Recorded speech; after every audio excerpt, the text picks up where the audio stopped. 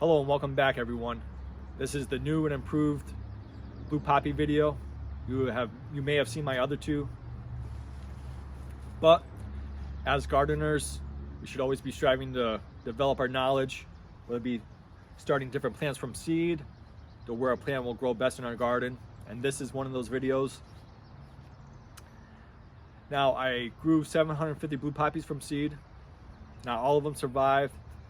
It was a bit of an experiment to see what worked best. And this is one of those videos and what I've learned. So I want to share that with you. And this video is about taking a blue poppy from a propagation tray, the pots, to eventually ending up in your garden bed and coming back looking like a grizzled old man, like you see in this picture here, the following year. So you went ahead, you planted out your blue poppy seed, they sprouted. So after they sprouted, go ahead, let that soil dry out a bit, maybe completely, and go ahead and water again. You'll hear a lot of things about blue poppies that they like moist soil. They don't. They like moisture in the air. So don't overwater them. They don't like it. You can lose them because of it. My most success came from watering, letting it dry out, watering again until they're big enough to pot up from the propagation tray to this 3.5 inch deep pot. And you want to plant up as quickly as possible when they're ready, because blue poppies demand so many nutrients that I found out if you don't, you really could lose the blue poppies due to nutrient loss. So go ahead and pot them up as quickly as possible.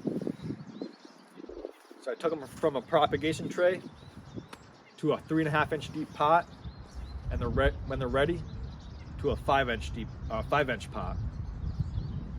These were actually planted at the same time, so have some patience. Just plant them up when they are ready. This one's actually ready to be potted up fairly soon. You'll see here, let's see here, that's on the other side,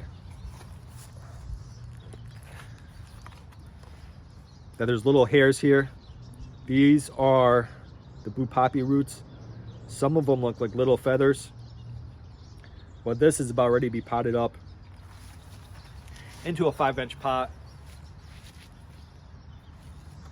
Now I could go ahead and plant this out if it's early enough, but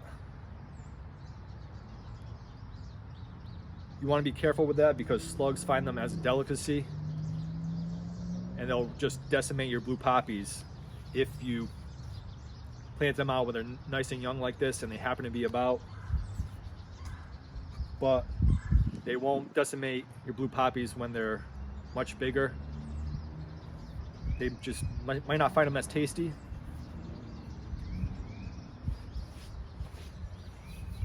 And when they're ready, my garden back here is west facing, lots of gravel.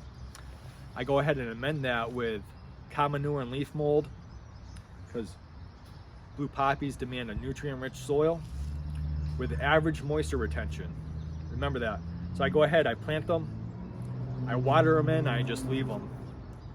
Talking to different people, reading different articles, you really can kill blue poppies with kindness. So just be aware of that. And out of direct sunlight, because they will absolutely fry if they are in the sun or in a burning, bright, direct sunlight. So be aware of that.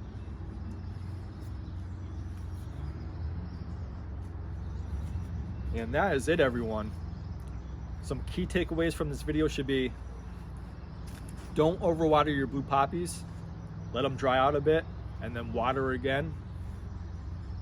Plant them up as quickly as possible from a propagation tray to different sized pots to feed them the nutrients they need so you don't lose them. And then plant them in average moisture retention soil that's enhanced with a good compost to feed them the nutrients they need out of direct sunlight so they don't fry.